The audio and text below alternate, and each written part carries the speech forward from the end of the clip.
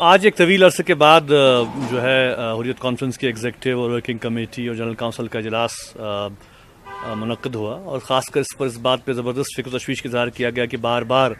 جو ہماری نقل و حمل پر پابندی عائد کی جاتی ہے، میٹنگ نہیں ہونے دی جاتی ہیں، اور خاص کر جو لیڈرشپ ہے ان کی موومنٹ پر انتظامیہ کی طرف سے جو بار بار ریسٹرکشنز عائد کی جا رہی ہیں، اور جموں کشمیر کے اندر جو صورتحال ہے جس میں کہ ہم دیکھ رہے ہیں کہ پکڑ دھکڑ کا سلسلہ ہے، گرفتاریوں کا سلسلہ ہے، نوجوانوں کو زد و کوب کیا جا رہا ہے،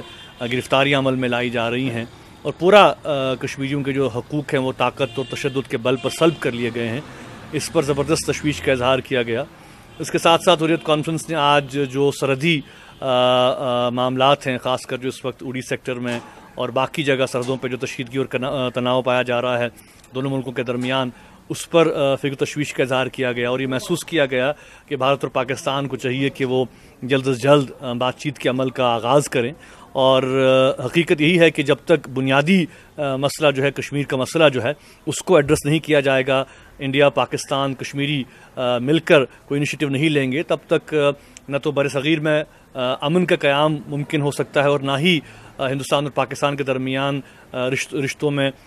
جو ہے وہ دائمی استواری اور بہتری جو ہے وہ آ سکتی ہے۔ حریت کانفرنس یہ بھی محسوس کرتی ہے کہ ہم نے ہمیشہ سے